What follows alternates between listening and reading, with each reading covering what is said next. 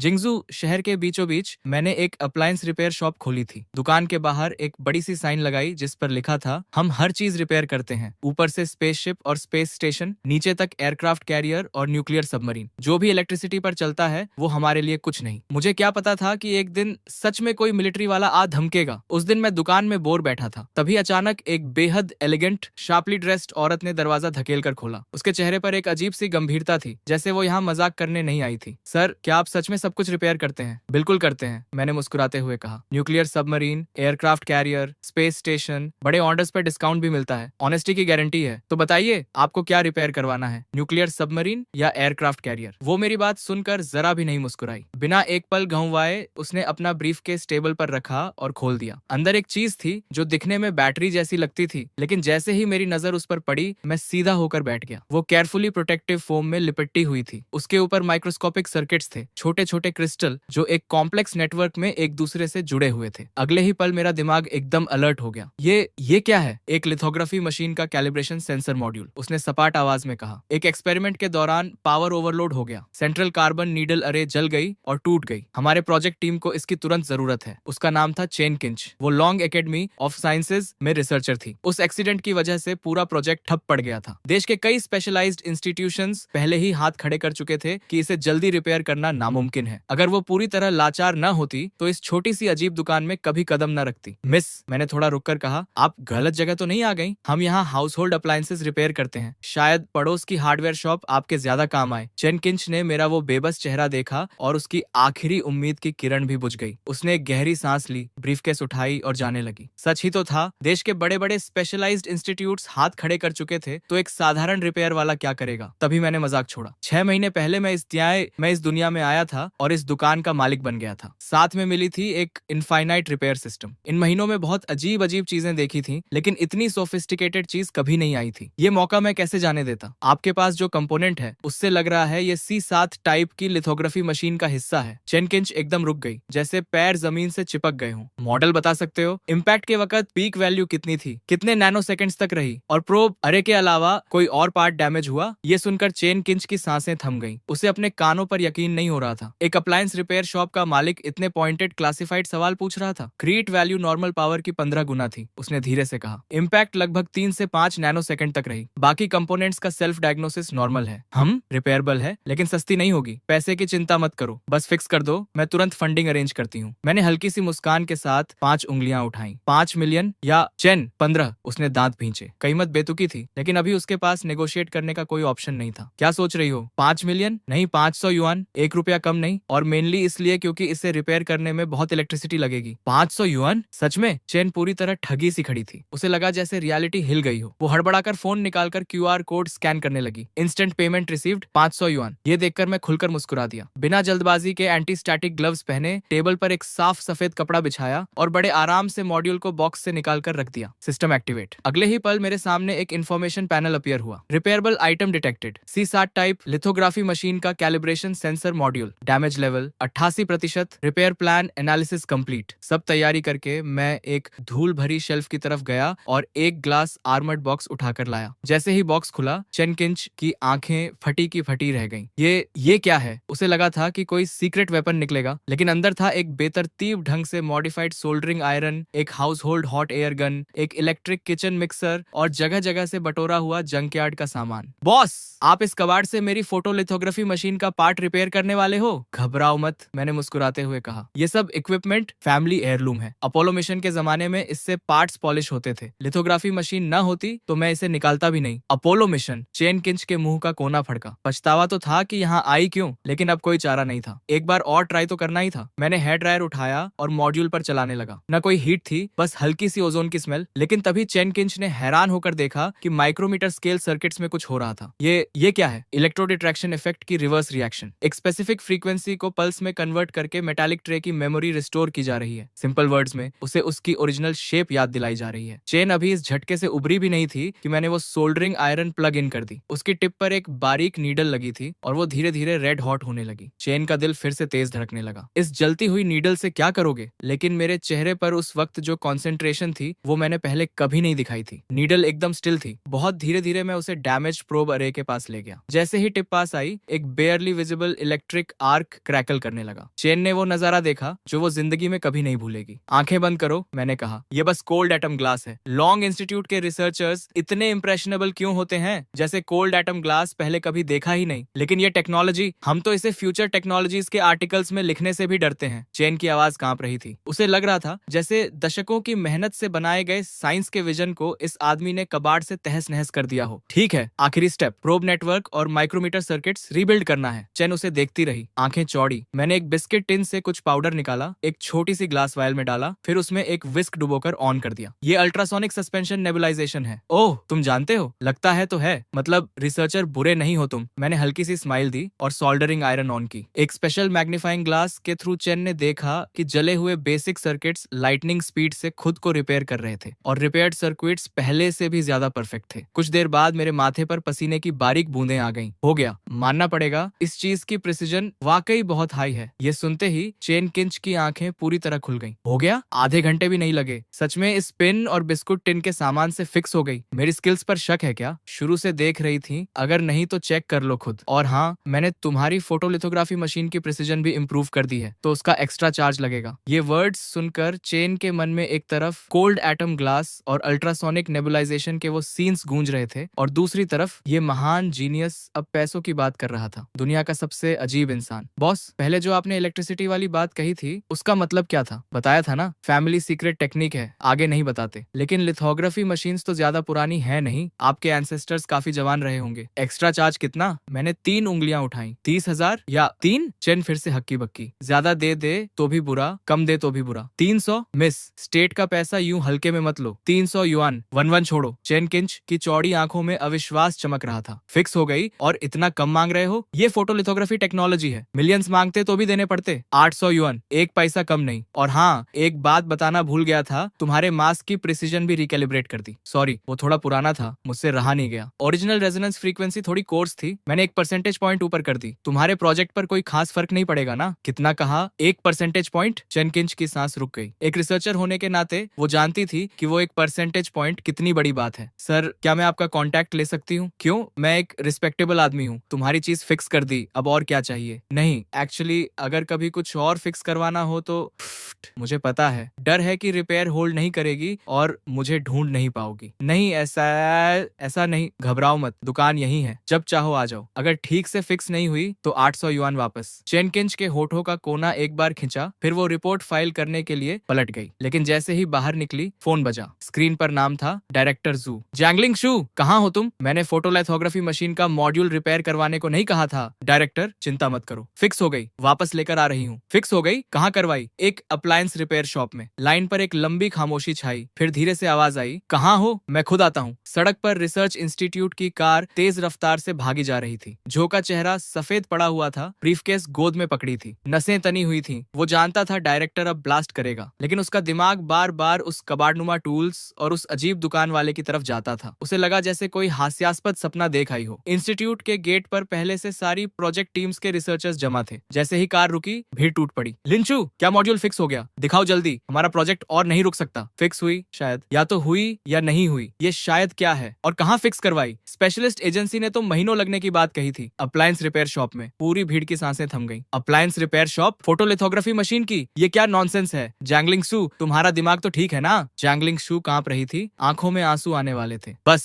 सब चुप। डायरेक्टर की आवाज ने सबको फ्रीज कर दिया। जैंगलिंग शू, कंफर्म करो, फिक्स हुई? वो ब्लैंक दिमाग से बस सिर हिला दिया। ठीक है, क्लीन रूम लैब 1 में ले जाओ, टेस्टिंग होगी। अगर फिक्स हुई तो कारनामा हो जाएगा, अगर नहीं हुई कोर्ट मार्टियल के लिए तैयार रहो। बस यही था। अब सारी उम्मीदें उस सीमिंगली अनरिलायबल दुकान वाले पर टिकी थी। क्लीन रूम लैब 1 के अंदर प्रोटेक्टिव सूट्स में टेक्नीशियंस ने बड़े ध्यान से मॉड्यूल को बॉक्स से निकाला और टेस्टिंग शुरू की। भगवान, ये सोल्डरिंग टेक्निक क्या है? रिपेयर्ड सर्किट्स तो बेहद खूबसूरत हैं। लगता है जैंगलिंग शू ने कोई ऐसा एक्सपर्ट ढूंढा जिसे हम नहीं जानते थे। ये तो ओरिजिनल फैक्ट्री से निकला हुआ लग रहा है। नहीं, रुको, ये ओरिजिनल से भी ज्यादा परफेक्ट है। रिपेयर का कोई निशान तक नहीं। तभी एक रिसर्चर ने चिल्लाकर कहा, ये मटेरियल सस्पिशियस है, इमीडिएटली एनालाइज करो। सर, हमारे डेटाबेस में ये मटेरियल नहीं है। डेटाबेस में नहीं है? 2026 हो गया है और अभी भी अननोन मटेरियल्स हैं दुनिया में। जल्दी पावर ऑन करो टेस्टिंग के लिए। जू अब अपनी एक्साइटमेंट छुपा नहीं पा रहा था। बड़े स्क्रीन पर एक एक करके ग्रीन मैसेजेस आने लगे। Power system self check complete, no anomalies, internal logic unit check complete, circuit test complete, values within control range. हर अनाउंसमेंट के साथ कमरे में मौजूद हर इंसान का दिल एक धड़कन ज्यादा धड़क रहा था। जो मॉड्यूल फिजिकली डिस्ट्रॉयड घोषित हो चुका था, वो एक एक वेरिफिकेशन प्रोसीजर पास करता जा रहा था। ये तो साइंटिफिक ही नहीं है, एक्यूरेसी टेस्ट रन करो। जू की बॉडी सुन्न पड़ गई। वो चेयर में धंस गया जैसे सारी एनर्जी निकल गई हो। सर, वैल्यूज स्ट्रेन्स हैं। ये सुनते ही जू की मुट्ठियां भिंच गईं। हथेलियों का पसीना आस्तीन तक भिगो गया। तो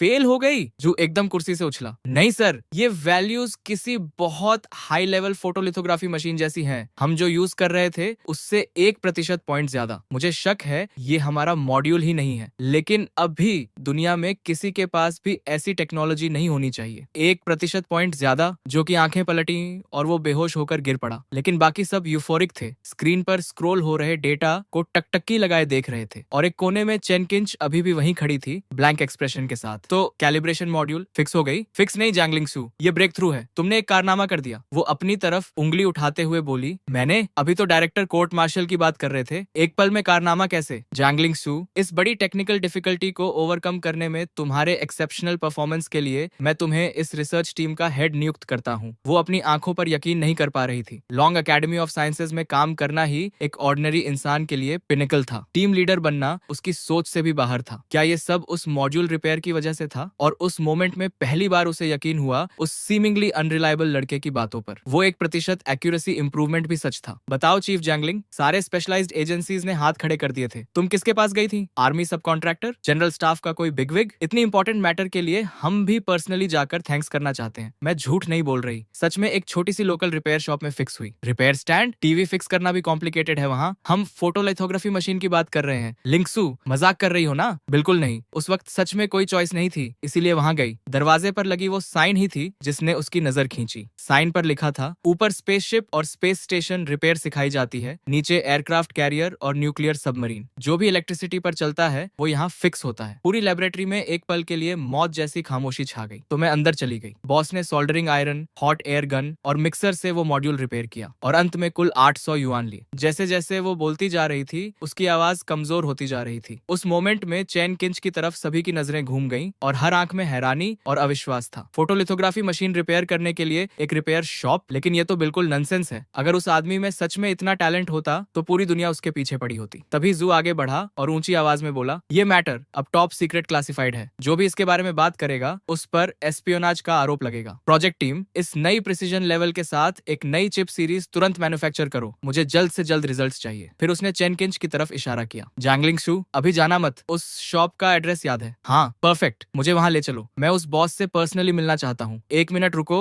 मैं कुछ लेकर आता हूँ। अगर वो इस चीज को फिक्स कर सकता है तो मैं उसे जो चाहे दे दूंगा। मैं? जू? कुछ ही मिनट्स में जू भागते हुए आया, लेकिन जो चीज उसके हाथ में थी उसे देखकर चैन किंच का दिल एक बीत रुक गया। ये तो नन सैटेलाइट नेविगेशन सिस्टम चिप है। आप उसे ये दिखाने जा रहे हो? क्या ये रिपेयर भी हो सकती है? थोड़ी देर बाद दोनों कार से मेरी शॉप पर पहुंचे। चैन किंच अंदर आते ही फेमिलियर अंदाज में बोली, बॉस, काफी दिनों बाद इस बार कोई और भी साथ लाई हूँ। कोई झगड़ा करने आया है? नहीं बॉस, गलत मत समझो। आपने जो डिवाइस रिपेयर किया था वो परफेक्टली काम कर रही है। ये मेरे एक एल्डर हैं। इन्होंने सुना है कि आप बहुत टैलेंटेड हो, कुछ दिखाना चाहते हैं आपको। अच्छा, झगड़ा नहीं है तो ठीक है, आओ। लॉयल कस्टमर हो तो ये फेवर कर देता हूँ। दिखाओ क्या लाए हो। जू ने शॉप में घुसते ही आसपास असेस करना शुरू कर दिया था। जगह उसकी कल्पना से भी ज्यादा डेलिपेटेड थी। उसने सोचा था कि इतनी कॉम्प्लेक्स डिवाइसेस रिपेयर करने वाली जगह पर कम से कम प्रोफेशनल इक्विपमेंट तो होगा, लेकिन यहाँ कोई स्पेशलाइज्ड इक्विपमेंट नहीं था, बल्कि ये तो किसी ऑर्डिनरी रिपेयर शॉप से भी ज्यादा पुराना और अजीब था। मेरी बात सुनकर जू ने ब्रीफकेस खोली। बॉस देखो, क्या ये रिपेयर हो सकती है? मैंने चिप उठाई और देखने का नाटक किया। असल में मेरे दिमाग में सिस्टम चिल्ला रहा था, सिस्टम सिस्टम स्कैन करो अभी। Repairable item detected. नंदो number 3 satellite navigation chip encrypted military version. Damage level 92%। Main logic gate blown. Data buffer failure military version. जैसे ही वो दरवाजे से अंदर आया था मुझे पता लग गया था कि ये कोई ऑर्डिनरी आदमी नहीं है, लेकिन आर्मी का होगा ये नहीं सोचा था। लग रहा है दुनिया सच में छोटी होती जा रही है। यंग मैन, ये चिप है, नंदो सैटेलाइट का नेविगेशन चिप है। मेन लॉजिक गेट उड़ गई है, डेटा बफर भी साथ गया। सडन सर्च की वजह से हुआ होगा। तुम्हारे प्रोटेक्शन मेजर्स सच में बहुत कमजोर हैं। पूरी वर्कशॉप में एक पल के लिए डेथली साइलेंस छा गई, जो कि उन थकी हुई आंखों में पहली बार पूरी तरह एस्टॉनिशमेंट का एक्सप्रेशन आया। लगता है इस लड़के में दम है। तो बॉस, फिक्स कर सकते हो ना? प्राइस की बात करो। मैंने 5 उंगलियां उठाई और जो की नाक के सामने हिलाई, जो मन में खुश हो गया। 5 लाख, ठीक है 5 लाख। 5 करोड़ भी होते तो डील था। QR कोड से दे दो या कैश? नहीं नहीं, 5 लाख नहीं, 500 युआन। क्या 500 युआन? 500 युआन में तो चिप का बॉक्स भी नहीं आता। ये प्राइस तो देश की कटिंग एज टेक्नोलॉजी का अपमान है। टेक इट और लीव इट। तुम रिसर्चर्स को पैसा बहुत आसानी से मिल जाता है। 500 और 1 पैसा नहीं, वरना मैं हाथ नहीं लगाता। फिक्स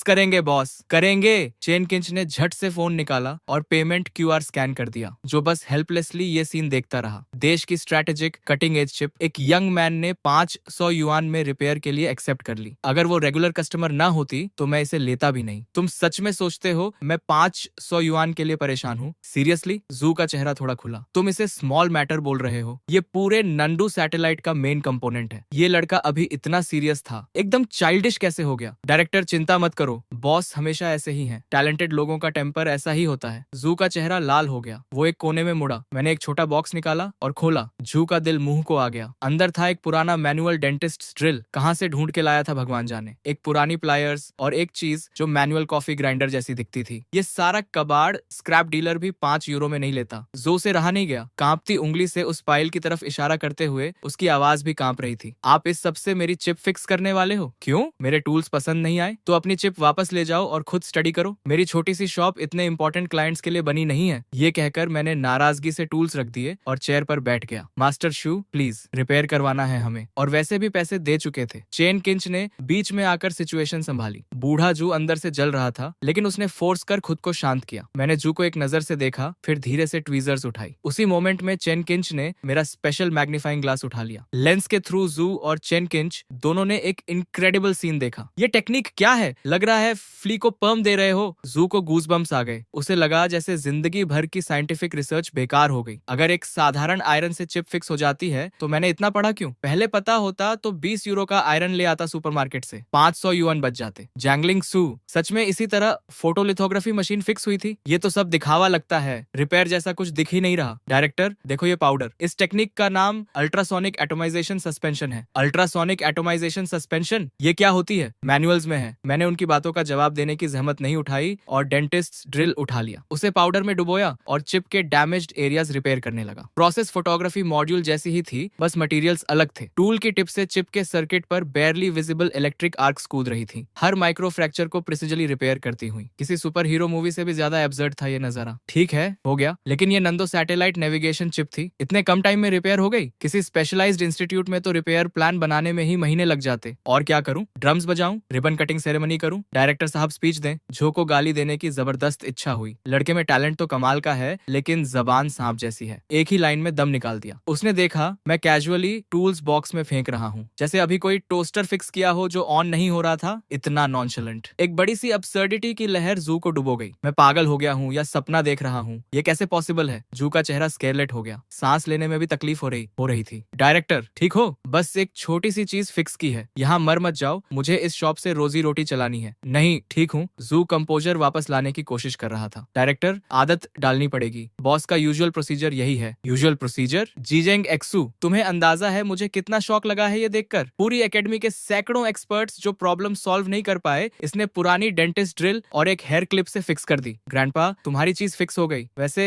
मंथली सिग्नेचर एल्गोरिदम थोड़ा बेसिक था तो मैंने उसे इम्प्रूव कर दिया। लोअर लेवल पर केजेस की संख्या भी कम थी, लेआउट भी ठीक नहीं था, वो भी फिक्स कर दिया। बच्चों का खेल। मैंने एक लंबी सांस ली। मेरा इरादा था जू से एक्स्ट्रा 200 युआन मांगने का, लेकिन वो पहले ही हांफने लगा था तो छोड़ दिया। बूढ़े को तकलीफ नहीं देनी थी। इतने कम टाइम में चिप फिक्स ही नहीं की, एल्गोरिदम भी ऑप्टिमाइज किया और पूरी स्ट्रक्चर भी रीअरेंज कर दी। क्या ये इंसेनली पॉसिबल है? ठीक है, चिप वापस लो, इस बार एक्स्ट्रा चार्ज नहीं करूंगा। सस्ते में छूट रहे हो। मंथली सिग्नेचर फ्रीक्वेंसी अब ज्यादा स्टेबल होगी। थ्योरी में सिंक्रोनाइजेशन एरर 1-2 यूनिट कम होनी चाहिए। एग्जैक्ट कितनी कम होगी कैलकुलेट नहीं कर पाया, वापस जाकर खुद मेजर कर लेना। जो से और बर्दाश्त नहीं हुआ। आंखें पलटी, पैरों से जान निकल गई और वो जोर से जमीन पर गिर पड़ा। उधर लॉन्ग एकेडमी के क्लीन रूम नंबर 1 में भी हलचल मची हुई थी। हर चेहरे पर वैसी गंभीर गंभीरता थी जैसे कोई बैटल फाइट कर रहा हो। Photo sensitive resin layer uniformity verification complete, margin of error with in acceptable limits. Mask calibration के दौरान टारगेट एक्यूरेसी 1% बढ़ी। अलाइनमेंट पैरामीटर्स रिकैलकुलेट हो रहे हैं। Vacuum chamber pressure stable, preset value reached. चारों तरफ से रिपोर्ट्स आ रही थी, आवाजों में अर्जेंसी थी। चीफ इंजीनियर देंग बड़े स्क्रीन को एकटक देख रहे थे, ईयरपीस में आती आवाजें सुनते हुए। एक परसेंटेज पॉइंट इंप्रूवमेंट, सबसे इंसेन एक्सपेरिमेंट। अगर ये कंफर्म हो गया तो चाइना ऑप्टिकल टेक्नोलॉजी में बाकी दुनिया को बहुत पीछे छोड़ देगा। और ये सब एक छोटी सी वर्कशॉप के रिपेयर से। वो अभी भी यकीन नहीं कर पा रहे थे। एक्सपोजर प्रोसीजर लॉन्च करो, देंग ने इंटरकॉम पर फाइनल ऑर्डर दिया। एक लो हम सुनाई दी और मशीन स्टार्ट हुई। सबने सांसें रोक ली। ये मोमेंट ऑफ ट्रूथ था। डेटा स्क्रीन पर फ्रैंटिकली स्क्रॉल हो रहा था, हर कैरेक्टर जैसे अपनी अलग हार्ट बीट से पल्स कर रहा था। Exposure complete, sharp reveal, drawing, हर स्टेप टेक्स्ट बुक परफेक्ट था। जब रोबोटिक आर्म ने वो गोल्डन वेफर जिस पर अनगिनत लोगों की उम्मीदें टिकी थी टेस्ट टेबल पर रखा तो डेंग का दिल रुकते रुकते बचा। परफेक्ट टेस्ट रिजल्ट, ऑनल यूनिट्स एंड पैरामीटर्स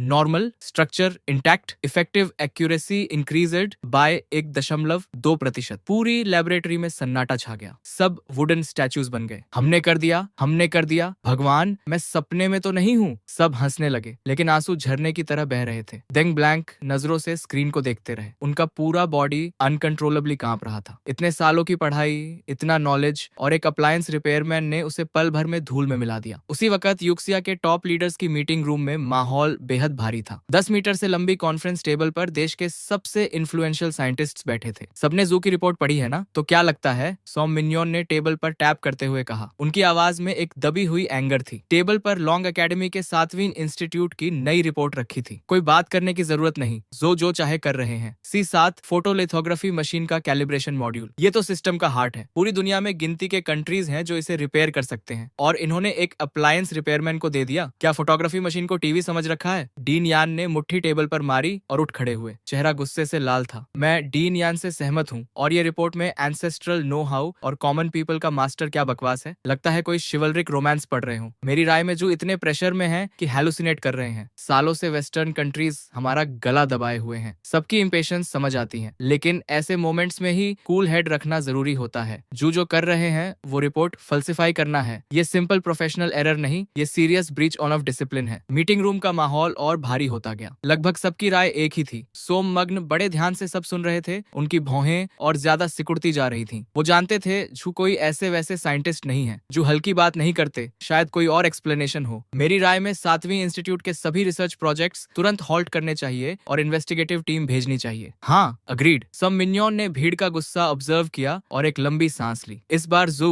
तुमने सच में ज्यादा ही कर दिया। तभी अचानक मीटिंग रूम का दरवाजा खटखटाया गया। सेक्रेटरी का चेहरा लाल था। मिनिस्टर, 7वीं रिसर्च इंस्टीट्यूट से अभी एक और अर्जेंट रिपोर्ट आई है। जो फिर कब रुकेंगे? ये अगली रिपोर्ट में लिखेंगे गंडम बना दिया। डीन यान ने कंटेम्प्ट से नाक सिकोड़ी। चेहरा और गंभीर होता जा रहा था। रिपोर्ट में लिखा है कि 7वीं इंस्टीट्यूट ने एक नई इलेक्ट्रॉनिक चिप डेवलप की है। कंप्लीटली नया एटिंग स्टैंडर्ड यूज हुआ है। कंप्लीटली नया मतलब रिपोर्ट के अकॉर्डिंग इसकी एक्यूरेसी हमारी करंट चिप से 1% पॉइंट ज्यादा है। ये सुनते ही मीटिंग रूम में पहले खामोशी छाई, फिर लिटरली उखड़ पड़ा। 1% पॉइंट? जानते हो इसका क्या मतलब है? वो रिपोर्ट लाओ जल्दी। डीन युआन ने रिपोर्ट की तरफ झपट्टा मारा और एक झटके में उठा ली। पढ़ते पढ़ते उनका पूरा बॉडी कांपने लगा। रोके नहीं रुक रहा था। डीन युआन ने रिपोर्ट की तरफ झपट्टा मारा और एक झटके में उठा ली। पढ़ते पढ़ते उनका पूरा बॉडी कांपने लगा। रोके नहीं रुक रहा था। डीन, क्या हुआ? ठीक हो? ये फिगर्स सही हैं, लेकिन ये पॉसिबल कैसे है? इंसान झूठ बोल सकता है लेकिन नंबर्स नहीं। इतने सालों की रिसर्च में डेटा में जरा सी भी गड़बड़ी वो पल भर में पकड़ लेते थे, लेकिन इस रिपोर्ट के फिगर्स बिल्कुल एक्यूरेट थे। मैं पहले ही कहता था जू डायरेक्टर सालों से हैं, वो कभी कुछ गलत नहीं करते, लेकिन ये केस बहुत अजीब है। क्या हो सकता है कि ये उनकी पुरानी रिसर्च का कल्मिनेशन हो? कोई पीक पर पहुंचना और किस्मत से ब्रेक थ्रू हो गई। किस्मत? 1% पॉइंट और तुम उसे किस्मत बोल रहे हो? सोम मिन्जुआंट ने आर्ग्यूमेंट को इग्नोर किया। उन्होंने क्विकली रिपोर्ट उठाई और डिटेल में एग्जामिन की। कुछ देर बाद उनकी नजर भी 1.2% ब्रेक थ्रू और नई चिप के बीच डोलने लगी। जेंटलमैन, इन रिपोर्ट्स का डेटा इररेफ्यूटेबल है। इसका मतलब जू की पहली रिपोर्ट किसी भी हालत में फेक नहीं हो सकती। लेकिन अब असली प्रॉब्लम ये रिपेयर शॉप है। सोम मिन्जुआंट ने एक गहरी सांस ली। चेहरे पर हैरानी थी लेकिन ज्यादा कंफ्यूजन। अप्लायंस रिपेयर, लोगों के बीच छुपा हुआ मास्टर, एंसेस्ट्रल नो हाउ, ये सब वर्ड्स नॉर्मल लगते हैं, लेकिन एक साधारण अप्लायंस रिपेयरमैन जो फोटोलिथोग्राफी मशीन फिक्स कर दे और सबसे जरूरी बात वो सक्सीड भी हो गया, ये मेरे लिए मानना बहुत मुश्किल है। हम फोटोलिथोग्राफी मॉड्यूल की बात कर रहे हैं, ऐसी चीज जिसे दुनिया में गिनती के कंट्रीज रिपेयर कर सकते हैं। ये एक साधारण अप्लायंस रिपेयरमैन से कैसे होगा? शायद डीन जू जू कुछ छुपाने की कोशिश कर रहे हो। शायद ये अप्लायंस शॉप एक्चुअली डीन जू का कोई सीक्रेट बेस हो। शायद वो कुछ और ही हाइड करना चाहते हैं, एक एकेडमिक ने भौहें सिकोड़कर कहा। मीटिंग रूम में फिर से शोर उठ गया। चिप के रिजल्ट्स ने उन्हें स्पीचलेस कर दिया था, लेकिन जितनी हैरानी थी उतनी ही क्यूरियोसिटी उस अप्लायंस शॉप के बारे में बढ़ती जा रही थी। हमें जरूर पता लगाना होगा। चाओली, कुछ आदमी लेकर जाओ और वो शॉप ढूंढो। देखो ये जगह सच में एग्जिस्ट करती है या नहीं, और याद रहे बिल्कुल डिस्क्रीट रहना। अगले दिन होश संभाल कर मैंने शॉप फिर से खोली। कल जू मेरी शॉप के बीच में ही बेहोश हो गए थे। किस्मत से एम्बुलेंस जल्दी आ गई, वरना जो कुछ 100 युआन कमाए थे वो भी जाते। तभी 2 मिडिल एज्ड आदमी पर्पस के साथ अंदर आए। एकदम सीधे खड़े, चेहरे स्टर्न, कपड़े ऑर्डिनरी लग रहे थे, लेकिन उनसे एक ऑरा निकल रहा था जो आम इंसान से बिल्कुल नहीं मिलता था। बस माथे पर साइन लिखा होना बाकी था, प्लेन क्लोथ्स कॉप। अंदर आते ही सर्वे करने लगे। ये कस्टमर्स का बिहेवियर तो बिल्कुल नहीं था। कल एक केस गया,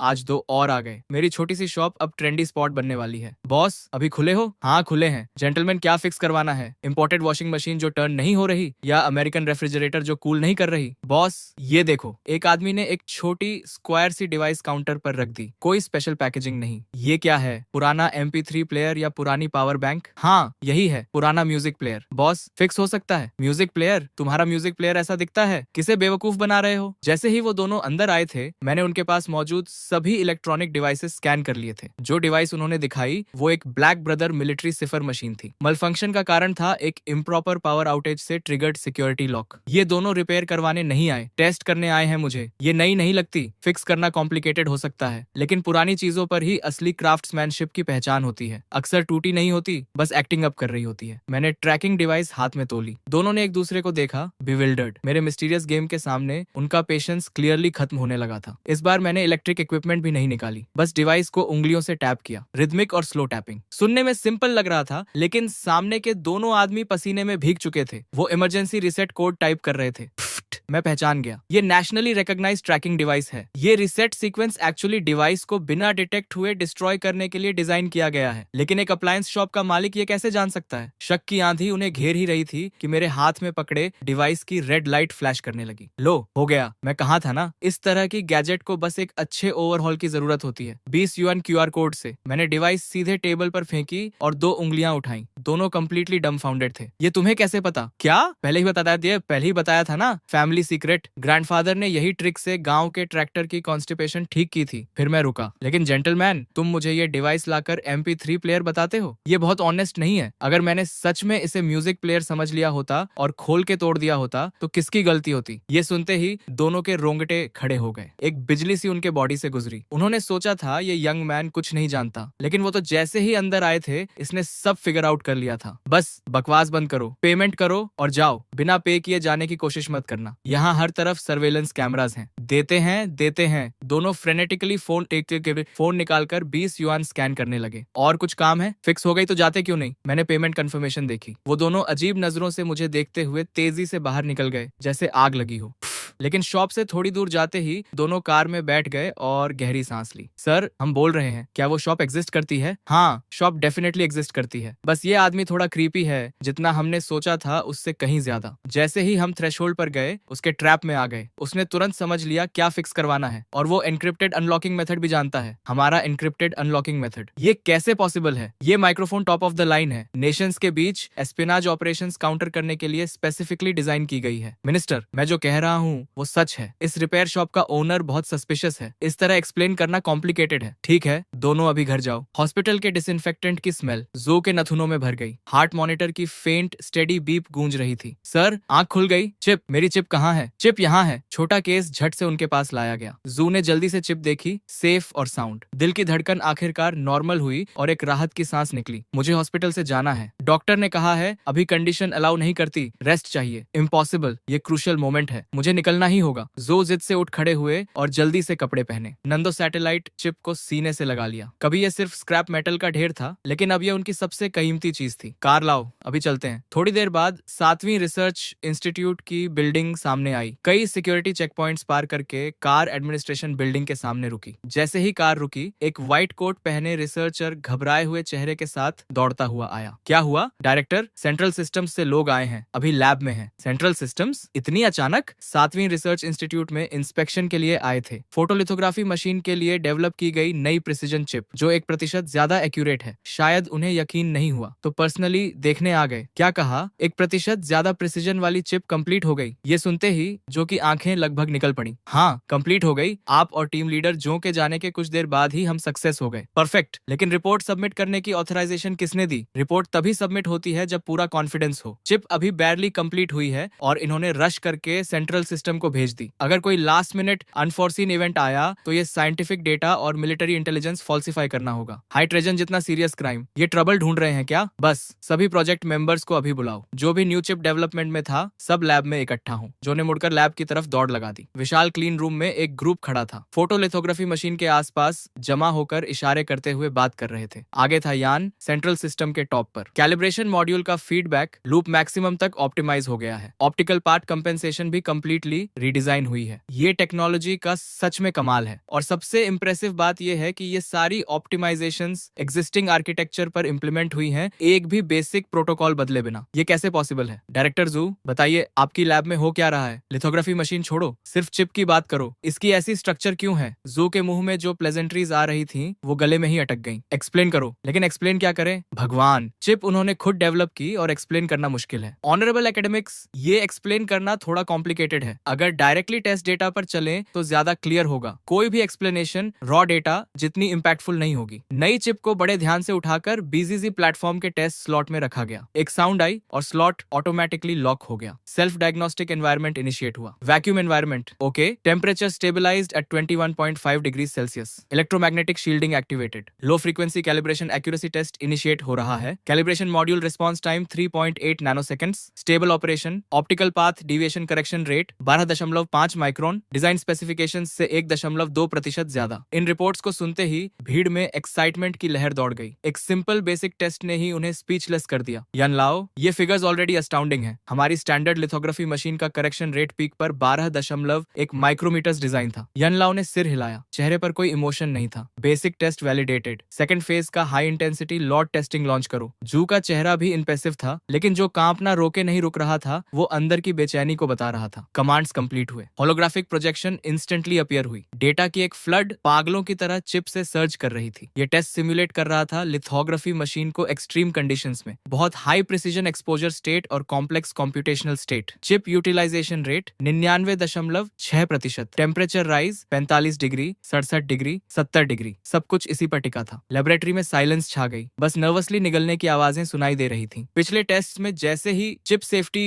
टेम्परेचर पार करती थी, सेल्फ प्रोटेक्शन मोड एक्टिवेट हो जाता था, फ्रीक्वेंसी गिर जाती थी और कैलिब्रेशन परफॉर्मेंस क्रैश कर देती थी। लेकिन इस मोमेंट में होलोग्रामिक स्क्रीन पर कैलिब्रेशन रिस्पॉन्स टाइम का डेटा वही था, 3.8 नैनोसेकंड्स। हिला नहीं। टेम्परेचर स्टेबलाइज हो गई थी, 76 डिग्री सेल्सियस। एल्डर यान और बाकी सब होलोग्राम को घूरते रहे। आंखों में डिसबिलीफ साफ झलक रहा था। ये चिप इतने टेम्परेचर पर स्टेबल कैसे रह सकती है? इसकी हीट डिसिपेशन कैपेसिटी स्टेबलाइज कैसे हो गई? ये तो उनके सारे ट्रेडिशनल साइंटिफिक अंडरस्टैंडिंग को उलट कर रख देने वाली बात थी। तभी जू के दिमाग में एक विम आई। वो सेंट्रल सिस्टम के अपने लीडर्स को इम्प्रेस करना चाहता था और उसने बिना किसी की परवाह किए अनाउंस कर दिया, सभी स्टेशनों तैयार हो जाओ। फाइनल टेस्ट, लिथोग्राफी मशीन का एक्सट्रीम वाइब्रेशंस में ऑपरेशन का सिमुलेशन, हाई टेम्परेचर और कॉम्प्लेक्स इलेक्ट्रोमैग्नेटिक इंटरफेरेंस के साथ अल्ट्रा प्रिसीजन कैलिब्रेशन और रेजिस्टेंस टेस्टिंग शुरू करो। ये सबसे डिमांडिंग प्रोटोकॉल है। कोई भी चिप इसे विदस्टैंड नहीं कर सकती। कमरे में एक सन्नाटा छा गया क्योंकि सब जानते थे कि चिप इंस्टेंटली जल जाएगी। एल्डर यान ने जू को रोकने की कोशिश की। ओल्ड जू, हम ऑलरेडी इस नई चिप की सक्सेस देख चुके हैं और टेस्टिंग की कोई जरूरत नहीं। ये तो परफेक्ट से भी ज्यादा है। लेकिन जू उस वक्त किसी पागल की तरह था, किसी की सुनने को तैयार ही नहीं था। एल्डर यान ने आवाज तेज की, जू, मेरा ऑर्डर सुना नहीं? अभी बंद करो ये टेस्ट। मैंने कहा नहीं होगा। मैं देखना चाहता हूँ कौन हाथ उठाने की हिम्मत करता है। यन सच में अंदर से घबरा रहा था। इतनी एक्स्ट्रॉर्डिनरी चिप, और अगर जू की इस जिद की वजह से वो बर्बाद हो गई तो सबका दिल टूट जाता। सभी टेस्टिंग यूनिट्स के हेड्स के हाथ हवा में ही जम गए थे। माथे से पसीना गालों तक बह रहा था। एक तरफ सेंट्रल सिस्टम था जिसका रैंक इंस्टीट्यूट से कहीं ऊपर था, दूसरी तरफ उनका डायरेक्ट सुपीरियर जो था। किसी को भी दुश्मन बनाना तबाही होती। फिर भी रिसर्चर्स में जो देव का ऑर्डर तोड़ने की हिम्मत नहीं आई। लिथोग्राफी मशीन जो अभी अभी रुकी थी वो दोबारा चालू हो गई। स्क्रीन पर होलोग्रामिक प्रोजेक्शन का डेटा फिर से फ्रैंटिकली स्क्रॉल करने लगा। यान ने चेतावनी दी, जो देव सुन लो,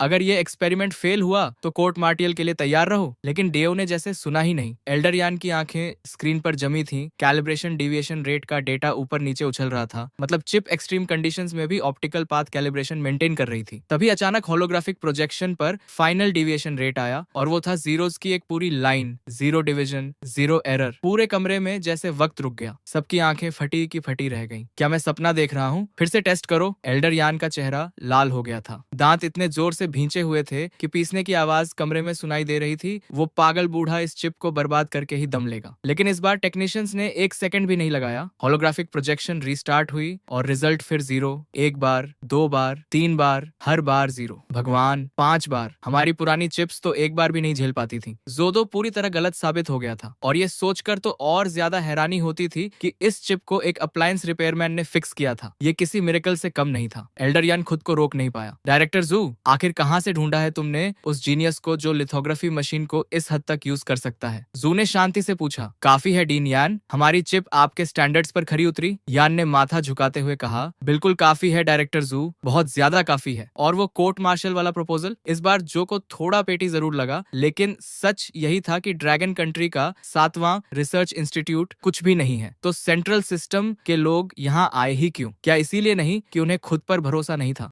जू ने एक स्मग स्माइल के साथ कहा। एक टेस्ट काफी नहीं था तुम्हारे लिए, तो हमने एक साथ 5 दे दिए। अब तो कन्विंस्ड हो? एल्डर यान ने हंसते हुए जवाब दिया। डायरेक्टर जू, हम उस उम्र से निकल चुके हैं जब छोटी छोटी बातों पर झगड़ते थे। फिर उन्होंने अपने असिस्टेंट को आवाज लगाई। जाओ, मेरी कार की ट्रंक से मेरी सबसे अच्छी एपो टी लेकर आओ। पूरे सेंट्रल सिस्टम में डायरेक्टर जू का नाम सुनकर सब दंग थे। डीन का तेज मिजाज कौन नहीं जानता। तभी एक एम्प्लॉई डॉक्यूमेंट्स लेकर आया। डायरेक्टर जू, हमारे 5 टेस्ट का detailed data report please sign कर दीजिए। जू ने हाथ हिलाया। मुझे अकेला छोड़ो। डीन यान ने झट से उस एम्प्लॉई के हाथ से डॉक्यूमेंट्स ले लिए और बड़े ध्यान से देखने लगे। चेहरे पर मुस्कान फैलती जा रही थी। 5 टेस्ट का डेटा अलग अलग रिजल्ट्स दिखा रहा है। इस चिप की स्टेबिलिटी रेट बढ़ती ही जा रही है। ये फीडबैक कर्व देखो, मैं यकीन नहीं कर पा रहा। यान डॉक्यूमेंट्स को ब्रीफ केस में भरते हुए बोले। अगर हमारे पास ऐसा डेटा और होता तो इंग्लैंड हमारा क्या बिगाड़ लेता? फिर उन्होंने झू की तरफ मुड़कर पूछा। यार एक बात बताओ, ये गैजेट सच में उसी अप्लायंस रिपेयरमैन ने बनाई थी? जू ने हाँ में सिर हिलाया। यान ने हैरानी से कहा। अभी भी बिलीव नहीं हो रहा। कम से कम बताओ उसने कौन से मटेरियल्स यूज किए। ये साइंटिफिक रिसर्च के लिए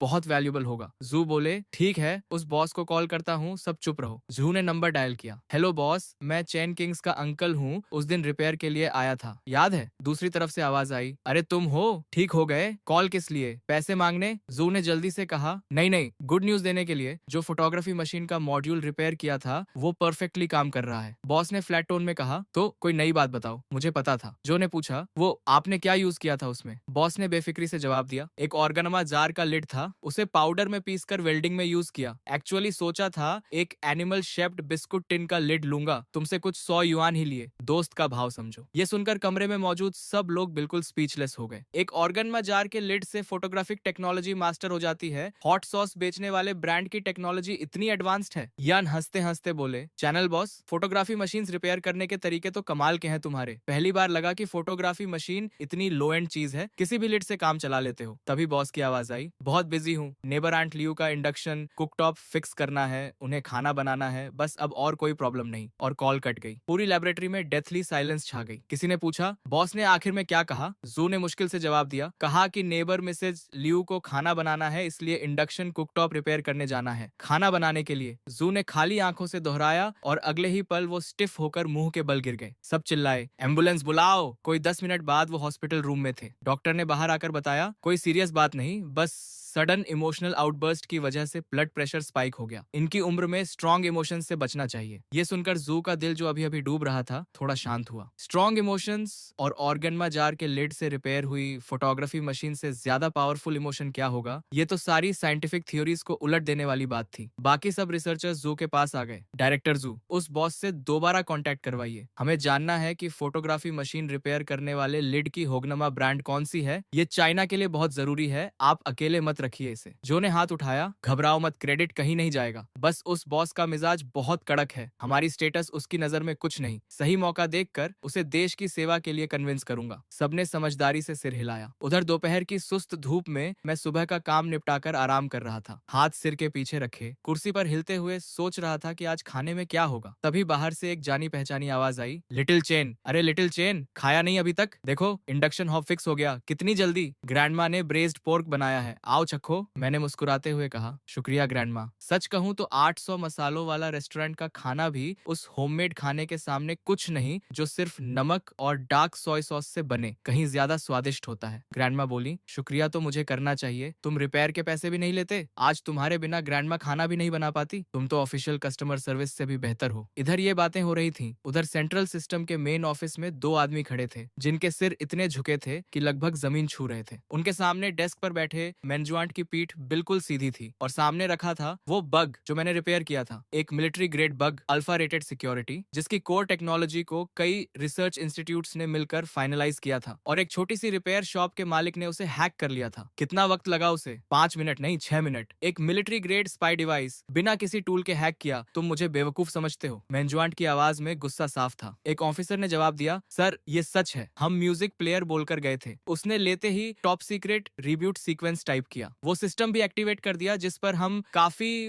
वक्त से अटैक कर रहे थे और कभी सक्सेस नहीं मिली। ऐसे लगा जैसे वो शुरू से जानता था कि ये क्या है। एक अप्लायंस रिपेयरमैन ने बिना किसी टूल के सिर्फ उंगली से टैप करके सब कर दिया। एग्जैक्टली साइंस फिक्शन मूवी जैसा था। पूरे ऑफिस में एक भारी खामोशी छा गई। मैनेजमेंट ने कुर्सी पर टेक लगाई, आंखें बंद की, सांसें स्टेडी थी लेकिन दिमाग तेजी से चल रहा था। उस शॉप में कुछ स्पेशल था? नहीं सर, बिल्कुल ऑर्डिनरी रिपेयर शॉप थी। तेल के दाग, हर तरफ स्पेयर पार्ट्स, बेहद मेसी। हमने कई बार इंस्पेक्ट किया, कोई सीक्रेट कंपार्टमेंट नहीं, कोई हाईटेक इक्विपमेंट नहीं। मैनेजमेंट ने गहरी सांस ली, चेहरे पर डिसअपॉइंटमेंट था। जो इंसान इतनी आसानी से इसे डिसाइफर कर सके वो एक मेसी रिपेयर शॉप में बैठा हो, ये बात अपने आप में बहुत स्ट्रेंज है। या तो ये जू का हिडन एसेट है। फिर उन्होंने खुद ही आइडिया खारिज किया, नहीं, अगर जू का एसेट होता तो जू कभी बताता नहीं। तभी ऑफिस का दरवाजा जोर से खुला। डायरेक्टर सोने, जल्दी देखिए, जो झूठ नहीं बोल रहा था, 1% एक्यूरेसी सच है। मैनेजमेंट ने डॉक्यूमेंट लिया, नजर डाली और तुरंत माथे पर बल पड़ गए। ये रिपोर्ट डीन यान ने 7वीं रिसर्च इंस्टीट्यूट से भेजी है। डायरेक्टर सोने, इस रिपोर्ट के साथ हम दुनिया को चाइना की ऑप्टिकल टेक्नोलॉजी में ब्रेक थ्रू अनाउंस कर सकते हैं। और डीन यान तुम्हारे साथ नहीं आए? डीन यान हॉस्पिटल में है। हॉस्पिटल में? क्या हुआ? बीमार नहीं है, बस रिपोर्ट देखकर इतने एक्साइटेड हो गए कि बेहोश हो गए। डॉक्टर ने कहा। एक्साइटमेंट स्पाइक से ब्लड प्रेशर बढ़ गया। सोने बिल्कुल स्पीचलेस रह गए। लगता था वो दिन आ ही गया था जब चाइना वेस्टर्न ब्लॉकेट तोड़ने वाला था। तभी डेस्क पर फोन बजा। हेलो जनरल जियो। हाँ मैं जानता हूँ। नहीं, बिल्कुल नहीं जनरल जियो, मैं जानता हूँ तुम सब यूआईओ को फंसाना चाहते हो, लेकिन जो तुम मांग रहे हो वो रेगुलेशंस के खिलाफ है। नहीं, एब्सोल्युटली नहीं। फोन उठाते ही सोने ने एक के बाद एक रिफ्यूजल्स दे दिए। चेहरा हर पल और सख्त होता जा रहा था। जाओ, मैं हेल्प नहीं करना नहीं चाहता, बात यह है कि कर नहीं सकता। सीईओ एक परफेक्ट स्ट्रेटेजिस्ट है। मिलिट्री मैन्यूअर्स में यूआईएओ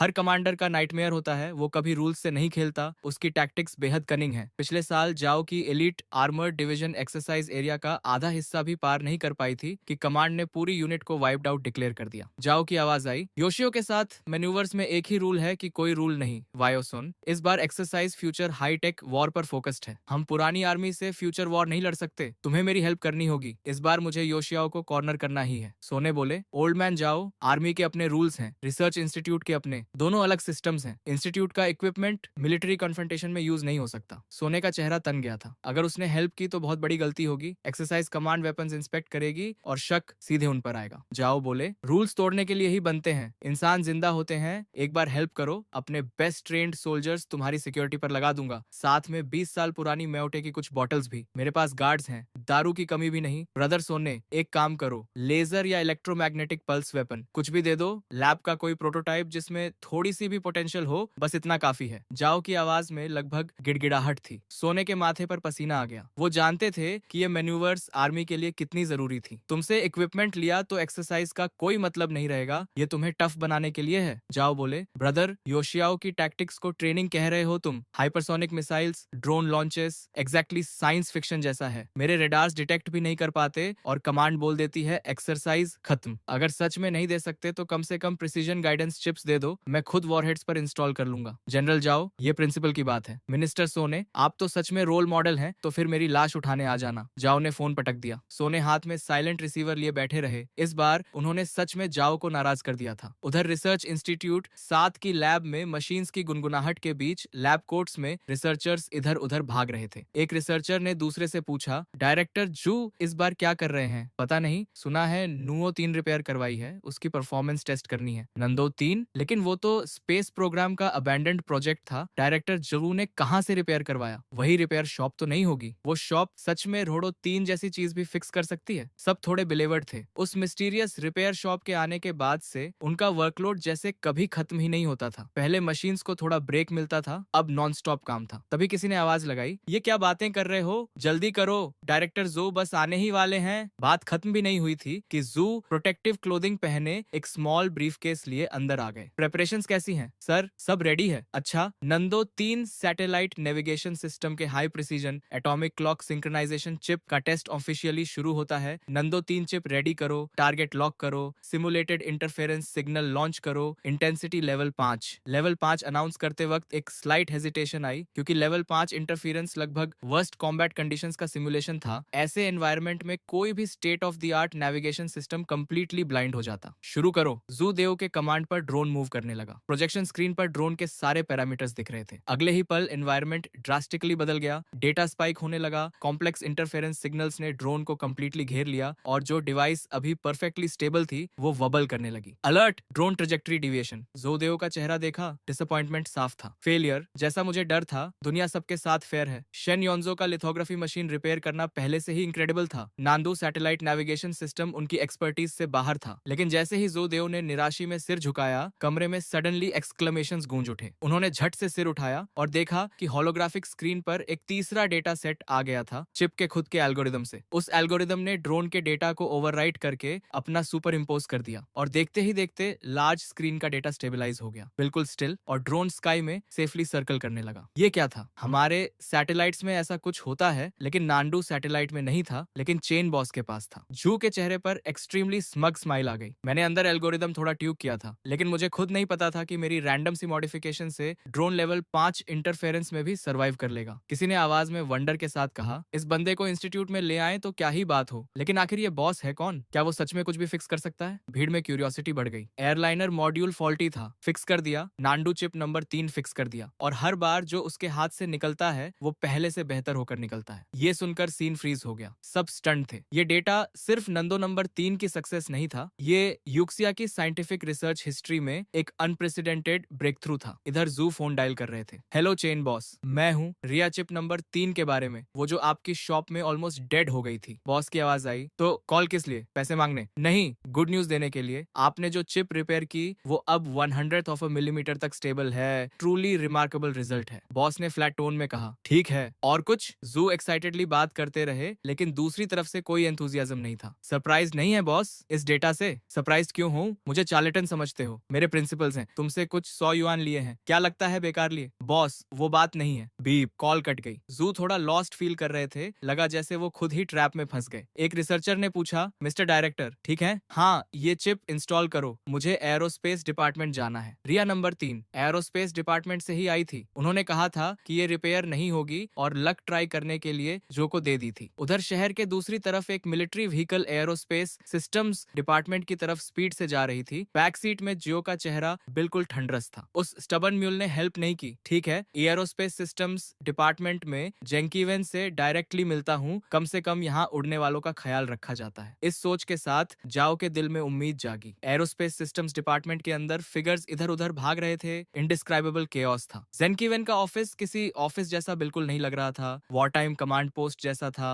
फोन्स लगातार बज रहे थे। भीड़ का आना जाना किसी मार्केट प्लेस से कम नहीं था। सब जैसे हाइपर एक्टिव मोड में थे, बस चेहरों पर अर्जेंट लिखा होना बाकी था। मिनिस्टर साहब, ड्रोन इंजन की रिपोर्ट पर सिग्नेचर चाहिए। 1 मिनट रुको मिनिस्टर, लॉन्च कॉम्प्लेक्स 3 के सर्किट्स इंप्रूव करने का प्लान देखना जरूरी है। जेनवेन एक हाथ में फोन पकड़े डेस्क पर बैठे थे, आंखें डॉक्यूमेंट्स पर जमी थीं। उस वक्त वो चाहते थे कि किसी तरह खुद को डुप्लीकेट कर लें। तभी एंट्रेंस से एक एक्साइटेड आवाज आई, ओल्ड मैन, यहाँ कैसे? जो ने खुशी से कहा, नांडू 3 चिप देखो, एनकैप्सुलेशन के साथ हमने नांडू 3 रिपेयर कर दी तुम्हारे लिए। जेनवेन ने हैरानी से कहा, नांडू 3? वो प्रोजेक्ट तो अबैंडन नहीं था, कहाँ से रिपेयर करवाई और परफॉर्मेंस कैसी है? जू बोले, मैंने पहले ही इनिशियल चेक्स कर लिए हैं। प्रिसीजन और एंटी इंटरफेरेंस कैपेबिलिटी देखकर तुम स्पीचलेस हो जाओगे। जेनवेन ने थके हुए लहजे में कहा, बस ओल्ड जू, अभी वक्त नहीं है। ये फाइल्स का पहाड़ देख रहे हो, खुद देखना है तो देखो, आज तुम पर टाइम वेस्ट नहीं होगा। जू ने जोर दिया, लेकिन मैंने सच में फिक्स की है। जेनवेन ने नाराजगी से घूरते हुए कहा, एक बार और साफ बोल देता हूँ, नांदू 3 प्रोजेक्ट को हायर अथॉरिटीज ने बहुत पहले कंडेम कर दिया था। इसे रिपेयर करने में कोलोसल रिसोर्सेज लगते, कोई गारंटी नहीं थी। जू ने कहा, लेकिन मैंने सच में रिपेयर की है। एक बार देख तो लो। नहीं, हाँ हाँ। जेनवेन ने इरिटेशन में ब्रीफकेस दूर धकेल दिया। जू का चेहरा तुरंत उतर गया। पैर के तलवे से सिर तक गुस्से की लहर दौड़ गई। उन्होंने ब्रीफकेस उठाया और बिना एक शब्द कहे ऑफिस से निकल गए। ठीक उसी वक्त एडमिनिस्ट्रेशन बिल्डिंग से एक और फिगर निकली। जो और उनका बॉडीगार्ड, दोनों के चेहरे एक दूसरे से ज्यादा डार्क थे। जो बड़बड़ाए, ये जेनवेन भी बिल्कुल सोमिनेंट जैसा है, प्रिंसिपल का इतना पक्का कि हैंडल करना इम्पॉसिबल है। थ्रेट्स भी किए, फ्लैटरी भी की, लेकिन ये जेनकीवेन टस से मस नहीं हुआ। नंदो 3 की बात करना बेकार गया। तभी कोर्टयार्ड में उन्हें किसी की बड़बड़ाहट सुनाई दी। नंदो,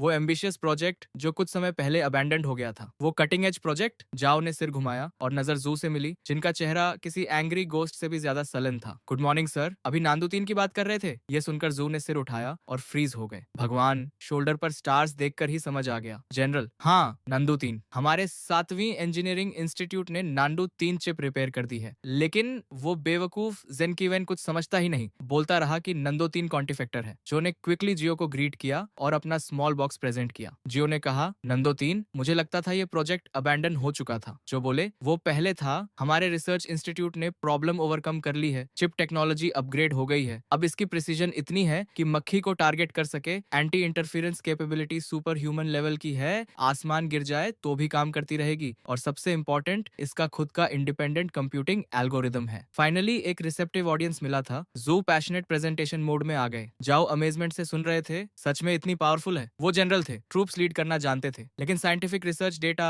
उनकी समझ से बाहर था। जू बोले, जनरल, मैं आपसे कैसे झूठ बोलूंगा? अगर इसे मिसाइल पर इंस्टॉल करें तो एब्सोल्यूट प्रिसीजन, सोल्जर्स को इक्विप करें तो वो एनिमी लाइंस के पीछे जाकर टारगेट्स मार्क कर सकते हैं, HQ से कांस्टेंट कांटेक्ट रख सकते हैं। बिल्कुल परफेक्ट। जाओ के चेहरे के एक्सप्रेशंस बदलने लगे। पहले इंटरेस्ट, फिर डाउट, फिर शॉक। सांसें अपने आप तेज हो गईं। High precision targeting, ultra resistant to jamming, independent communication channel. हर वर्ड जाओ के दिल में प्रिसीजन से लगा। गारंटी दे सकते हो? बिल्कुल, मैं 7वीं रिसर्च इंस्टीट्यूट का डायरेक्टर हूँ। मेरी रैंक के डायरेक्टर की बात का वेट होता है। ठीक है, तो मैं मास प्रोडक्शन के लिए स्पेशल फंड्स रिलीज करने को तैयार हूँ। अगर कम पड़े तो एडिशनल फंडिंग भी लूंगा, लेकिन पहले हमारी ट्रूप्स इसे ट्राई करेंगी। शॉर्ट टर्म में किसी और को सप्लाई नहीं होगी। जू ने समझाया, जनरल, मास प्रोडक्शन अभी पॉसिबल नहीं है क्योंकि इस चिप का इंक्रिप्शन प्रोटोकॉल और लॉजिकल ऑपरेशंस इंडिपेंडेंट है। ये एक एंटायरली न्यू सिस्टम है, कल की दुनिया खोलने की है, लेकिन अभी हमारे पास सिर्फ एक की है और हम इसकी इंटरनल स्ट्रक्चर पूरी तरह नहीं समझते। सबसे जरूरी है कि इसे सैटेलाइट से कनेक्ट करना होगा। जाओ ने कहा, चिंता मत करो, हाईएस्ट अथॉरिटीज से रिक्वेस्ट करूंगा कि बेस्ट रिसर्च इंस्टीट्यूट्स तुम्हारी हेल्प करें। इतने पावरफुल देश में फिनिश्ड प्रोडक्ट होते हुए इतनी छोटी चिप डिसाइफर नहीं होगी, ये मैं नहीं मानता। जू ने धीरे से कहा, नहीं होगा जनरल। मतलब देश के सारे इंस्टीट्यूट्स, बताओ किसके पास जाऊं? और तुम कह रहे हो कोई नहीं कर सकता? जाओ की आईब्रोज चढ़ गई। उनकी नजर में फिनिश्ड प्रोडक्ट होना मतलब आंसर की होना था, कॉपी करो और हो गया। नहीं जनरल, रिसर्च इंस्टीट्यूट्स सच में नहीं कर सकते। तो फिर कौन कर सकता है? एक अप्लायंस रिपेयरमैन। क्या? जाओ की आवाज कई ऑक्टेव्स ऊपर चली गई। उन्हें खुद पर शक हुआ कि सुना सही या नहीं। जो रिसर्च इंस्टीट्यूट्स नहीं कर सकते वो एक अप्लायंस रिपेयरमैन को सौंपना है? मजाक कर रहे हो? देश के स्ट्रेटेजिक फ्यूचर का कटिंग एज प्रोजेक्ट है ये। जू ने हाथ जोड़े। जनरल, मैं जानता हूँ अब्सर्ड लगता है, लेकिन ये लंबी कहानी है, कुछ वर्ड्स में एक्सप्लेन नहीं होगी। चलिए मेरे साथ, समझ जाएंगे। उधर रिपेयर शॉप में बर्न्ड प्लास्टिक की स्मेल हवा में थी। मैं ट्वीजर्स से एक पुराने एम्पलीफायर पर चावल के दाने से भी छोटा कैपेसिटर रिप्लेस कर रहा था। 80s amplifier repair. Tech point earned 2, current tech point 1940। Tweezers रखते ही मैकेनिकल वॉइस आई। कितने दिन हो गए थे सिर्फ राइस कुकर्स और इंडक्शन कुकटॉप्स रिपेयर करते हुए टेक पॉइंट्स स्नेल की रफ्तार से बढ़ रहे थे। लिथोग्राफी मशीन और नांडू 3 चिप रिपेयर में देखो कितने पॉइंट्स मिले थे। इस रफ्तार से तो सोल्जर का एक्सोस्केलेटन अफोर्ड करना दूर की बात, जानसिंह ने स्पेसशिप के ब्लूप्रिंट्स भी नहीं मिलेंगे। तभी शॉप के सामने एक मिलिट्री व्हीकल रुकी। उस बिल्कुल ऑर्डिनरी सी स्ट्रीट को देखकर जाओ की आईब्राउज चढ़ गईं। जू ने कहा, जनरल आ गए। स्ट्रीट थोड़ी केओटिक है, वेंडर्स की आवाजें हर तरफ से आ रही हैं। काफी लोग हैं, लेकिन किसी भी दूसरी स्मॉल स्ट्रीट से अलग नहीं लगती। जाओ ने सार्कास्टिकली कहा, सीक्रेट बेस यहाँ है और किसी को पता नहीं चलेगा? अंदर कैसे जाते हैं? पासवर्ड क्या है? जो ने जल्दी से कहा, जनरल कोई सीक्रेट बेस नहीं है, कोई स्पेशल एंट्रेंस नहीं, बस यही वो रिपेयर शॉप है। जाओ ने गुस्से से कहा, जोडू, मुझे मजाक के लिए नहीं लाए हो। नांदू 3 जो रिसर्च इंस्टीट्यूट नहीं कर सके उसके लिए इस जगह लाए हो। मिलिट्री मैन्यूवर्स शुरू होने वाले हैं, टाइम वेस्ट करने का शौक है। जू ने कहा, जनरल प्लीज काम डाउन। यहीं पर नांदू 3 रिपेयर हुई थी और कुछ दिन पहले फोटोलिथोग्राफी मशीन की एक्यूरेसी भी यहीं एडजस्ट हुई थी। अगर यहाँ नहीं हो सकता तो दुनिया में कहीं नहीं होगा। जाओ ने चौंकते हुए पूछा, क्या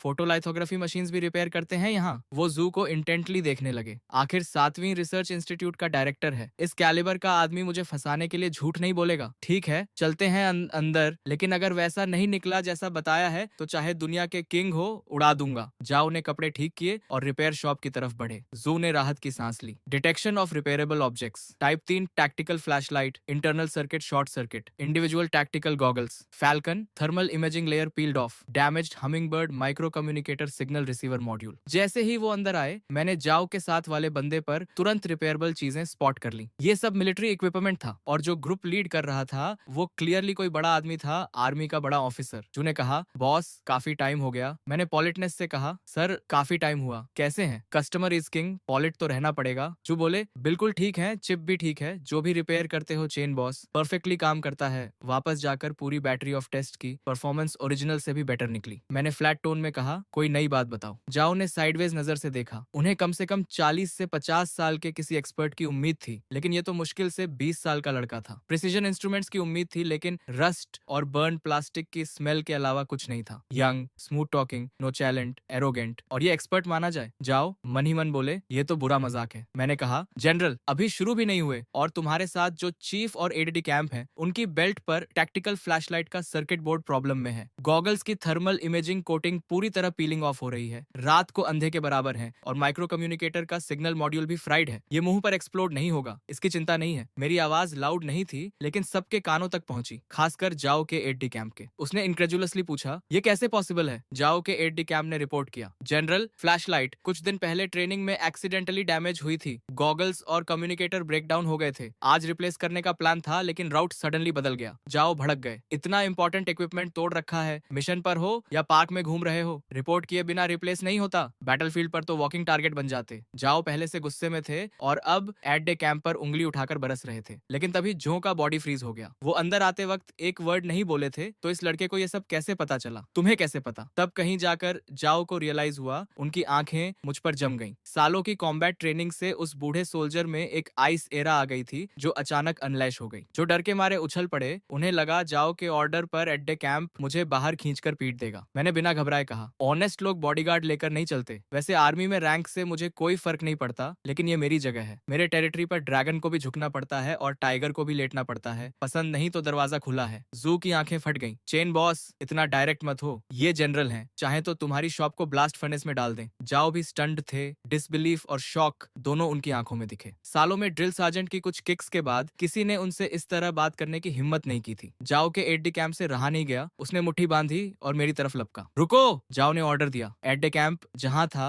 वहीं फ्रीज हो गया और पीछे हट गया। मैंने कामली कहा, ये रिपेयर शॉप है, बॉक्सिंग रिंग नहीं। लड़ना है तो बाहर जाओ। ऊपर से मैं काम था, लेकिन अंदर से डर के मारे जान निकल रही थी। उस बॉडीगार्ड की मसल्स बैगी क्लोथ्स के नीचे से भी दिख रही थी। अगर उसकी मुट्ठी मेरे सिर पर पड़ती तो इस स्टोरी का यही एंड हो जाता। जू ने क्विकली टॉपिक चेंज किया। चेन बॉस, पिछली बार नांडू 3 चिप रिपेयर की थी, हम उसे वॉरहेड पर इंस्टॉल करवाना चाहते हैं, ट्रैकिंग फंक्शन के लिए। क्या कर सकते हो? मुझे सडनली इंटरेस्ट हुआ। ये तो सीरियस मैटर है, आखिर करना क्या है? जाओ ने ग्रेवली देखते हुए कहा, अमनिशन है। हमारी ब्लू आर्मी में एक UIA है, हर बार उससे हारते हैं, इस बार जीतना है। कर सकते हो? मैं समझ गया, अगर मैंने मना किया तो ये सारे पुराने नए हिसाब चुकता कर देंगे। मैंने कहा, बिल्कुल हो सकता है, लेकिन इतने पैसे चाहिए। मैंने 5 उंगलियां उठाई। जू ने खुशी से फोन निकाला भी। 500 हो जाएगा। मैंने रोका, इस बार 50,000। क्यों? पहले 500 थे, अचानक इतना? क्योंकि इनकी शक्ल पसंद नहीं आई, मेरे साथ बदतमीजी की। 50,000 तो दोस्त का भाव है। मैंने जाओ की तरफ इशारा किया। जाओ ने बिना झिझके कहा, 50,000 मंजूर, और काम अच्छा हुआ तो 50,000 और। अगले ही पल पेमेंट कंफर्मेशन का बीप आया और इस तरह ये बड़ा कॉन्ट्रैक्ट मेरे हाथ लग गया। वो मेरा काम सॉल्व कर देंगे, लेकिन ये काम यहाँ नहीं होगा। मैंने कहा, काम तुम्हारी जगह पर होगा। जाओ ने पूछा, क्यों? ये हमारा मेन प्रोजेक्ट साइट है, यहाँ कोई कॉन्फिडेंशियल इन्फॉर्मेशन लीक होने का खतरा नहीं है। मैंने समझाया, कोई ऑफेंस नहीं, लेकिन तुम क्लियरली बड़े आदमी लगते हो। सच में मुझसे नंदो 3 एक सिंगल बुलेट पर माउंट करवाओगे? उसके लिए कम से कम एक सॉलिड शेल चाहिए। वो चीज शहर के बीच में नहीं निकाल सकते। अगर वो कॉन्ट्रैप्शन यहाँ दिखी तो मैं फ्रंट पेज न्यूज बन जाऊंगा। जाओ एक बार फिर स्पीचलेस हो गए, लेकिन इस बार पूरी तरह कन्विंस्ड भी थे। उन्होंने चिप इंस्टॉल करने के बारे में सोचा था, लेकिन ये प्रॉब्लम उनके दिमाग में आई ही नहीं थी। ठीक है, कोई प्रॉब्लम नहीं, तुम दोनों यहीं रुको, मैं अपना सामान लेकर आता हूँ। ये कहकर मैं सीधे पीछे स्टोरेज रूम में चला गया। जू और जाओ दोनों स्टंट खड़े रहे। उन्हें लगा मैं कोई सूटकेस वगैरह लेकर आऊंगा, लेकिन मैं एक घिसा पिटा कैनवस बैग लेकर निकला। जाओ ने हैरानी से कहा, बस यही और इंस्ट्रूमेंट्स? इतने सारे इंस्ट्रूमेंट्स यहाँ हैं, उन्हें क्यों नहीं ले रहे? मैंने डिस्डेनफुल नजर से जाओ को देखा और बोला, मेरा दिमाग ही सबसे बेस्ट इंस्ट्रूमेंट है, और हील घुमाकर दरवाजे से बाहर निकल गया। जो ने धीरे से कहा, खैर टेक्नीशियन तो है, जब तक योशियाओ से जीत दिलाए जो कहे वो गॉस्पल। बाहर आकर मैंने कहा, पैदल आए थे क्या? पूरी कार है बस, प्लेन नहीं है, टैंक नहीं है, लेकिन कम से कम मिलिट्री व्हीकल तो होनी चाहिए। जो ने झट से गार्ड्स को सिग्नल दिया और थोड़ी देर में एक ऑर्डिनरी कार और एक मिलिट्री व्हीकल आ गई। मैंने मन में सोचा, बुरा नहीं, जिंदगी में पहली बार मिलिट्री व्हीकल में बैठने का मौका मिला। चलो। दोनों कार्स तेजी से सड़क पर दौड़ने लगी। मैं बैक सीट पर टेक लगाकर आंखें बंद करके आराम करने लगा। कन्वेंशनल वॉरहेड में चिप ऐड करना, ये काम चेन वेव्स रिपेयर करने से कहीं ज्यादा इंटरेस्टिंग था। कन्वेंशनल वॉरहेड का फ्लाइट पाथ, खासकर टर्मिनल फेज में, कई फैक्टर से इन्फ्लुएंस होता है। Air currents, temperature, humidity, target movement वगैरह। टर्मिनल करेक्शन वो फाइनल फेज होता है जब GIV टारगेट के पास पहुंचने वाली होती है। इंटरनल माइक्रो प्रोपल्सर्स ट्रैक्टरी एडजस्ट करके डिविएशंस करेक्ट करते हैं। कुछ घंटों बाद दोनों कार्स एक हेविली गार्डेड एनकैंपमेंट में स्लोली दाखिल हुई। ऊंची वॉल्स, इलेक्ट्रिक फेंसेस, हर तरफ गार्ड्स, हेविली आर्म्ड सोल्जर्स लगातार पेट्रोल कर रहे थे। अंदर घुसते ही एक टेरिबली ऑस्टियर एटमॉस्फेयर फील हुई। ये डेफिनेटली मिलिट्री कैंप था, कोई शक नहीं। माहौल सच में इंपोजिंग था। जू ने कहा, मिस्टर चेन आ गए। मैं वॉन कैनवस बैग थामे कार से उतरा। बिल्डिंग के अंदर जाते ही मैं कंप्लीटली स्टनड रह गया। रिपेयर शॉप से तो रात दिन का फर्क था। एक ह्यूज हैंगर जैसी structure, open space, precision instruments से भरा हुआ, जिनके नाम भी मुझे नहीं पता थे, सब ऑपरेट हो रहे थे। अलग अलग यूनिफॉर्म्स में स्टाफ मेंबर्स अपने अपने पोस्ट पर बिजी थे और मेरी एंट्री होते ही सबकी नजरें मुझ पर आ गईं। एक ने धीरे से कहा, वो जनरल जो है ना, पीछे वो यंग आदमी कौन है? दूसरे ने जवाब दिया, पता नहीं, कोई इंपॉर्टेंट नहीं लगता, किसी गांव से आया देहाती लग रहा है। तीसरे ने कहा, बकवास बंद करो, जनरल जो के साथ ऑर्डिनरी आदमी नहीं होता। जो ने आवाज लगाई, सब काम रोको, असेंबल करो। थोड़ी देर में दर्जनों मिलिट्री टेक्नीशियंस यूनिफॉर्म्स में लाइन में खड़े थे। जाओ ने कहा, इंट्रोडक्शन करवाता हूँ, ये जुदेंग है, 7वीं रिसर्च इंस्टीट्यूट के डायरेक्टर, और ये शेनवांजो हैं, एक रिपेयर शॉप के ओनर। सबने एक साथ मेरी तरफ देखा। चेहरों पर इनकॉम्प्रिहेंशन साफ था। एक रिपेयर शॉप का ओनर यहाँ क्या कर रहा है? जाओ ने जू से कहा, डायरेक्टर जू, इंट्रोडक्शन आप करवाइए। जू ने ब्रीफकेस से चिप निकाली। डियर कॉलीग्स, आज हम इसी चीज के लिए यहाँ हैं। सबने गर्दनें आगे की। ये क्या है? हाई टेक्नोलॉजी लग रही है। ऑर्डिनरी तो नहीं है, लेकिन काम क्या करती है? जू ने बताया, ये नंदो 3 सैटेलाइट नेविगेशन सिस्टम की चिप है। नंदो 3, वो रिसर्च प्रोजेक्ट तो बंद हो गया था, टेक्नोलॉजी नहीं थी, पैसे नहीं थे, टाइम नहीं था, ये वापस कैसे आई? बेस के सीनियर ऑफिसर ने चिप हाथ में लेकर क्लोजली देखा। सीमलेस मोनोकोक डिजाइन, ऐसी टेक्नोलॉजी पहले कभी नहीं देखी। सर्किट मटेरियल भी अनयूजुअल है, ऑर्डिनरी सिलिकॉन नहीं, कार्बन बेस्ड मटेरियल लग रहा है। प्रिसीजन देखो, कम से कम 3 नैनोमीटर से कम होगी। किस लैब से आई है, पूरा सीरियल नंबर है, और इस लेवल के इंटीग्रेशन के साथ कूलिंग का इंतजाम। जब रन करेगी तो हीट इनॉर्मस होगी। कुछ ही सेकंड्स में पूरी भीड़ चैटरिंग और एक्सक्लेमिंग करने लगी। जाओ ने सीन देखा। ये सब दूसरे रिसर्च इंस्टीट्यूट से पोच किए गए स्पेशलिस्ट थे, और इन सब ने एक नजर में समझ लिया था कि ये चिप कितनी फॉर्मिडेबल थी। जाओ ने पूछा, तो क्या सोचते हो सब? एक सीनियर ने बिटर स्माइल के साथ सिर हिलाया। सॉरी जनरल, हम इसे पूरी तरह समझ नहीं पाए। बस इतना कह सकते हैं कि ये ऑब्जेक्ट एक्सेप्शनल है, और जिस इंस्टीट्यूट ने बनाई वो भी उतनी ही एक्सेप्शनल होगी। बाकियों ने भी सिर हिलाया। चेहरों पर कंफ्यूजन और गहरा होता जा रहा था। जाओ का चेहरा डार्क हो गया। उन्हें लगता था यहाँ के लोग टॉप नॉच हैं, लेकिन इतनी छोटी चिप इनकी समझ से पूरी तरह बाहर थी। जाओ ने गहरी सांस लेकर मेरी तरफ मुड़कर कहा, मिस्टर चेन, इन्हें ब्रीफ इंट्रोडक्शन दे सकते हो? मैं तभी से डिस्क्रीटली इक्विपमेंट और सराउंडिंग्स ऑब्जर्व कर रहा था। रिपेयर शॉप से कंपेयर करें तो रात दिन का फर्क था, लेकिन इतना सोफिस्टिकेटेड सेटअप इन इनकॉम्पिटेंट्स के हाथ में, ये सच में रिडिकुलस था। मैंने एक छोटी कॉन्टेम्प्टस लाफ दी, आगे बढ़कर चिप उठाई और बोला, मुझे लगा था तुम नोटिस नहीं करोगे, लेकिन इतने क्लूलेस हो गए ये नहीं सोचा था। सबके माथे पर बल पड़ गए। एक ने कहा, यह है कौन? बच्चा है, यहाँ जो आता है कम से कम डॉक्टरेट होती है, ये तो यूनिवर्सिटी फिनिश भी नहीं किया लगता। क्या एरोगेंट टोन है, खुद ही घुट जाएगा। मैंने बिना परवाह किए कहा, इसे रिया नंबर 3 कहते हैं, ये तो जानते हो। इसकी सेंट्रल कंप्यूटिंग यूनिट 114 न्यूक्लियॉन्स की सीक्वेंस यूज करती है। तुम नहीं समझोगे, ये नॉर्मल है। किसी ने पूछा, 114 न्यूक्लियॉन्स की सीक्वेंस ये क्या होती है? हम जानना चाहते हैं कि इस लेवल के इंटीग्रेशन के साथ ऑपरेशन के दौरान हीट डिसिपेशन कैसे मैनेज होती है। मैंने डिटैच्ड एयर के साथ चिप दिखाते हुए कहा, वो मैंने ऑलरेडी मॉडिफाई कर दिया है। टिंगसन परमाबाइट और thermally super conducting material use किया है। रियल वर्ल्ड कंडीशंस में स्टेबल डेली ऑपरेशन के लिए परफेक्टली अडेप्ट हो जाती है। चिप पर ये माइक्रो परफोरेशंस देख रहे हो, ये मिनिएचर थर्मो इलेक्ट्रिक जनरेशन के इंटेक पोर्ट्स हैं। कैलकुलेशन से जो थर्मल एनर्जी प्रोड्यूस होती है वो इलेक्ट्रिकल एनर्जी में कन्वर्ट हो जाती है, यानी सिस्टम पूरी तरह सेल्फ सफिशिएंट है। लेकिन वहां मौजूद कोई भी काम नहीं था।